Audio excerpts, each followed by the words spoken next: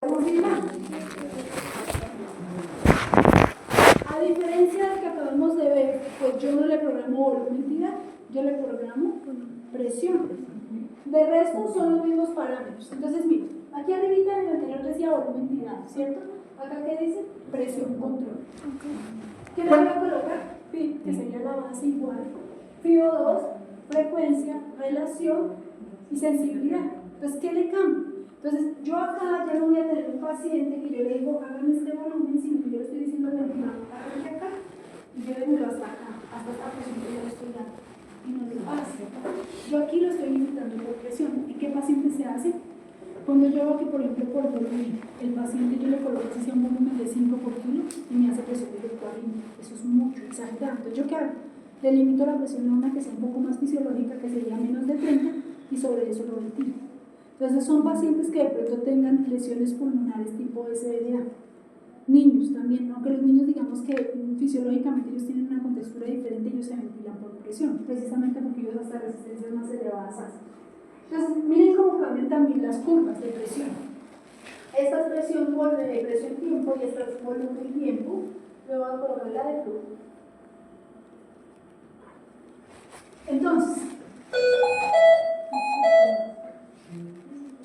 yo voy a subir un poquito.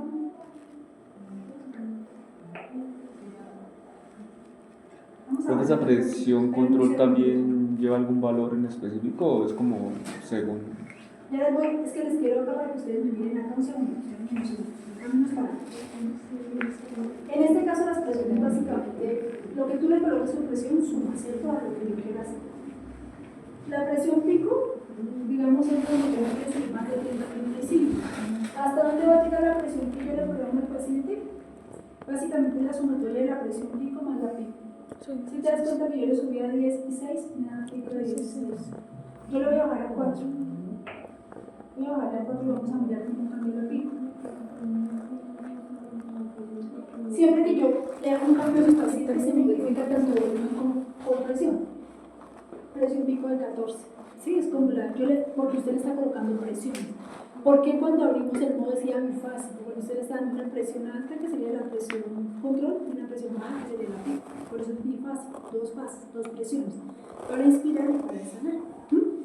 Ahora, si yo tengo, ¿de qué depende que yo le suba o le baje la presión? ¿Qué volumen me está haciendo mi paciente? ¿Sí? Entonces, yo le voy a, en presión control de 10 me está haciendo un volumen de 333. Vamos a subirle a 2. Le voy a bajar el pico un momentico, pero es para que me miremos cuánto me hace volumen. Entonces, sí entienden que es diferente porque yo le estoy limitando la presión. O sea, no quiero que pase la presión que yo le estoy dando a mi paciente. Esto, como les digo, es para evitar lesiones. Si se dan cuenta que yo le subo la presión y que me cambia el volumen. Obviamente vamos acá a monitorizarlo.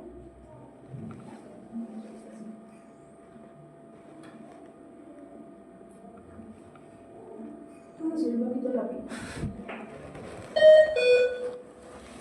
Es que ya como que se sopla mucho, entonces me da angustia de que les pase algo. Entonces, ¿qué es importante? Cada vez que yo modifico la presión y control, yo tengo que estar mirando el volumen acá, tidal, y la frecuencia respiratoria. Recuerden que si yo tengo, voy a subir un poquito a 14. Independientemente, miren que yo no le moví la relación bien, pero cada vez que yo le subo o le bajo, le estoy cambiando los tiempos tanto respiratorio como expiratorio. ¿Qué trata de hacer el ventilador? Asegurarme que yo le dé relación de 1-2, ¿cierto? Entonces asegura y cambia el tiempo inspiratorio, el tiempo expiratorio para seguirme dando relación de 1-2, ¿listo? En el otro donde yo modifico el tiempo inspiratorio, entonces yo qué hago, programo la relación y modifico los tiempos. Entonces ahí tiene como una relación de la idea es que haga el volumen que debería hacer. Entonces, ¿cuál es la idea de esto? Al restringirle tú la presión, aseguras que no haya más presión en la vía aérea, ¿cierto? ¿Para qué? Para evitar más lesiones. Entonces, tú cuando subes la presión en un control, pues cuando quieres más volumen. Cuando la bajas, cuando ya el volumen está ampliado. ¿Listo? Entonces, él lo que hace es esto. Llega hasta acá y este va a ser el volumen que maneja mi paciente, ¿cierto? Si yo le subo la presión, pues él va a hacer más volumen porque tiene más espacio. Pero si yo le bajo, este va a ser el volumen que hace. ¿Desde dónde está? Esta sería la base, ¿cierto? Esto sería la piel, mejor dicho. Y esta sería la presión control. Sí, entonces, yo, ¿qué es lo Depende de la presión que yo le esté controlando, él me hace volumen, me hace más volumen o me disminuye el volumen. Porque de esa presión no se va a pasar, porque yo soy la que le estoy programando el límite de presión. ¿Listo? Entonces, si se dan cuenta, le voy a subir ahora a muy aquí y le voy a subir un poquito a la.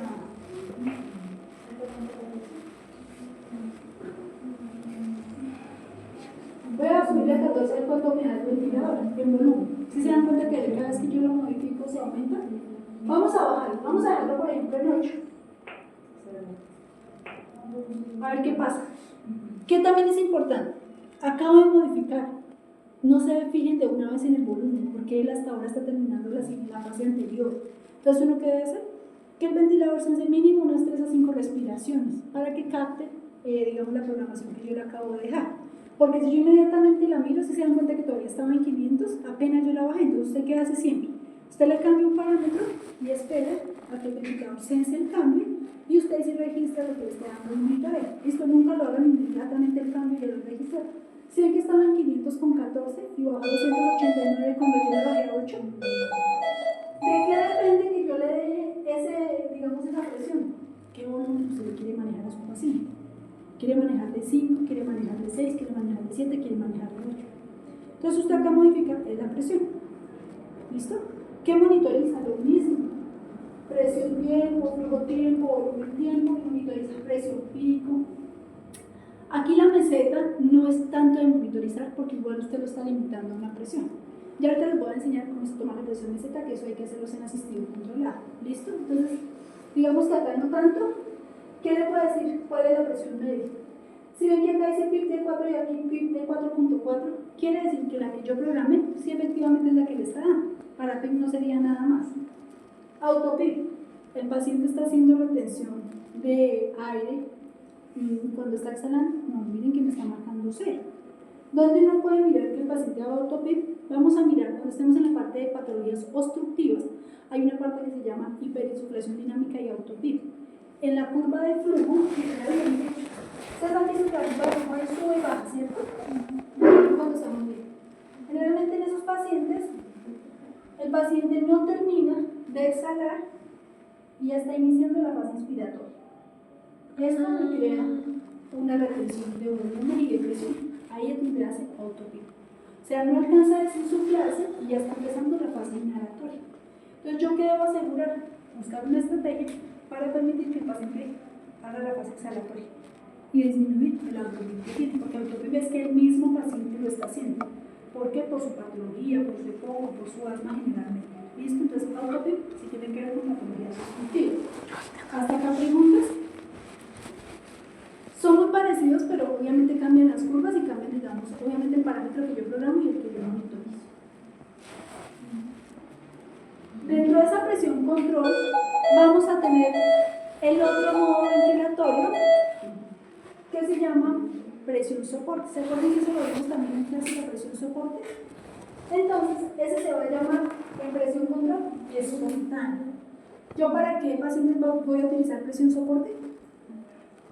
¿Para qué pacientes voy a utilizar presión soporte? Para pacientes que ya pueden hacer respiraciones espontáneas. Exactamente. O sea, tiene que tener algo que se llama drive respiratorio.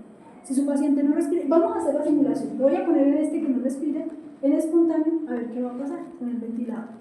¿Dónde lo van a encontrar ustedes? En este ventilador, como es un modo por presión, lo van a encontrar donde dice presión. ¿Listo? Entonces, ¿cómo se llama para este ventilador? Se llama espontáneo. ¿Qué tiene el modo espontáneo? Tiene básicamente 4 parámetros. Presión soporte, parecido al SIM de la presión soporte, el SIM.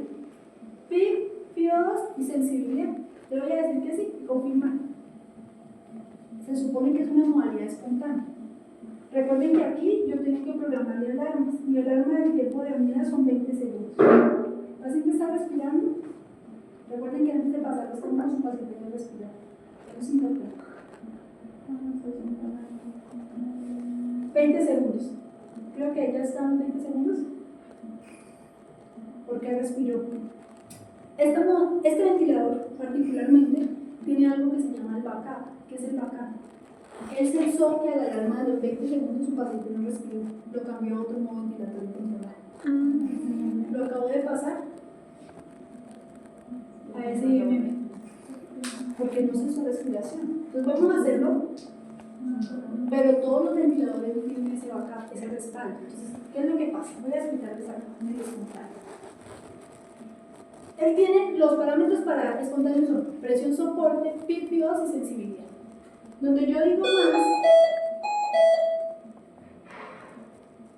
tengo que colocar una alteza y un suspiro. ¿Qué es lo que pasa? Que este ventilador tiene algo que se llama, ahí donde dice apnea, si quieren parecen iluminar para que puedan visualizar con este dice, básicamente, si su paciente entra en apnea, pásemelo a este modo. ¿Cuál modo? Pues el que tiene programado el ventilador, porque es, digamos, el backup. Backup es como el respaldo, ¿listo? ¿Qué me dice acá? Quiere que haya respaldo y que cuando el modo respaldo, ¿qué quiere decir? Que si entra en apnea, lo pase a ese modo, ¿sí? Y quiere que sea automático, entonces yo le digo, no, mire, lo pongo en espontáneo. Ya le puse que le voy a colocar soporte de 10, PIB de 6, que PIB digamos que de 30, ¿sí? Me metí en apnea y le digo, no, yo no quiero nada de eso. ¿Qué va a pasar con mi paciente? Y lo confirmo, en espontáneo. Aquí ya empezó a contar 20 segundos. Me espero. Alcanzó a cesar algún flujo de aire porque alcanzó. Paciente en apnea. Esto va a pasar en los otros ventiladores que no tengan respaldo. Su paciente se va a quedar ahí y ahí se puede morir. ¿Qué pasa en este ventilador? Apnea, mira, prevede roja, paciente no respira, lleva más de 20 segundos y ahí le puede sonar hasta que usted le diga o lo cambie de modo. ¿Qué va a pasar en los otros ventiladores? Usted no tiene que ir a cambiar de modo o coger un BBM y darle ventilación, o sea, hacer algo. Pero si hubiera estado en el modo donde de pronto yo le coloco espontáneo, para que me pueda.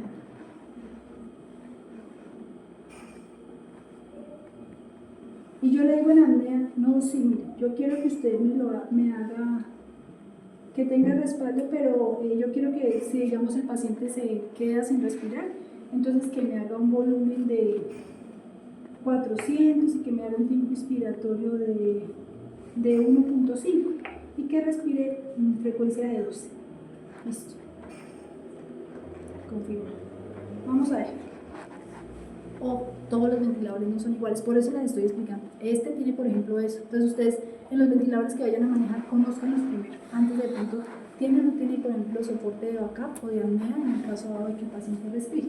Entonces ahí ya vamos a llegar a los 20 segundos de apnea. Vamos a ver qué hace el ventilador. ¿Se acuerdan que yo le dije, si llega a ser apnea, colóquele 400? ¿Qué está haciendo? Le está colocando el volumen que yo le dije en la espalda, pero no todos los ventiladores hacen eso. Yo quedo monitorizando. Si ustedes se dan cuenta, vuelve y me aparece todo el monitoreo. Generalmente uno que monitoriza. Yo que le estoy programando en presión soporte. ¿Qué le estoy programando? ¿Qué parámetros? Presión soporte. Presión soporte, ¿qué otra cosa? Volumen tidal. No, yo le estoy programando volumen tidal. Presión soporte. Mira, en presión soporte, ¿qué le estoy programando? Este no es presión soporte, acuérdate que se cambió de modo. ¿Qué le estoy programando en presión soporte? La presión soporte, la PIB y el y la sensibilidad. Recuerden que presión soporte no puede ir sin sensibilidad. Ven moviendo un poquito. Ah, no, pero tienes guantes. Alguien que tenga guantes, me mueve un poquito de ¿para qué se hace la actividad espontánea? ¿Qué quiere decir el presión soporte? Es una modalidad por presión. Que sí o sí el paciente debe estar respirando espontáneamente, ¿cierto? Y que sí o sí el paciente tiene que tener esfuerzo respiratorio más suave. ¿Listo? Eso. Miren cómo empieza a modificarse. ¿Qué me da? Todos los controles, ¿cierto? Lo único, y les no trata de confundir, simplemente me estaba explicando era que en este modalidad, si hace apnea, se pasa a otro modo. Pero no te confundas, los parámetros de presión soporte son presión soporte, PIB, VO2, sensibilidad y las alarmas, por supuesto, ¿no? No más. ¿Entendés? ¿Cuáles son los parámetros, Sandy, de presión soporte? ¿Cuál más?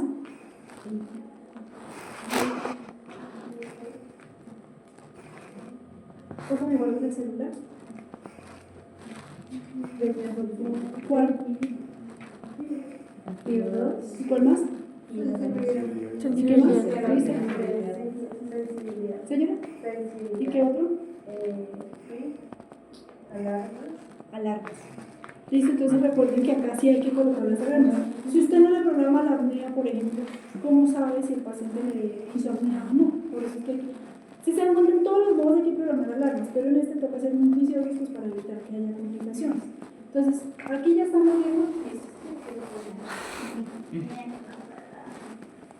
Para dejar este modo, este ventilador en stand-by, ustedes van a hacer como si lo estuvieran apagando y le dicen stand-by. Por ejemplo, puede ser que el paciente va a hacer un procedimiento y necesiten dejar un momento en stand-by y lo están llevando, no sé, con el BM o algo. Entonces, ¿qué quiere decir? Que una vez yo diga comenzar ventilación, va a volver al último modo ventilatorio que yo lo dejé. Si estaban espontáneos, quedan espontáneos, estaban asistido controlado, quedan asistido controlado. ¿Listo? O sea, el stand-by es como, por ejemplo, no sé, paciente hizo paro. El paciente que hace parada cardiorrespiratoria, respiratoria cardíaca, no, digamos que uno así no tenga ventilación mecánica, uno lo desconecta porque van a empezar las compresiones más las ventilaciones. Y las ventilaciones uno las hace con bolsa de ventilación manual o recuerden el resucite. El resucite se puede utilizar porque es un resucitado. Entonces, ¿usted qué hace? ¿Se acuerdan que ya lo hemos visto en práctica? Pero lo que los que no lo conocen, es un dispositivo que usted lo programa el flujo, ¿cierto? El flujómetro, y usted le programa una válvula de PIP. ¿Se acuerdan que lo programamos la válvula de PIP? Y usted se acuerda cuando usted lo tapa que le programa la presión inspiratoria pico y cuando está en reanimación, pues usted lo va tapando y le va dando la frecuencia.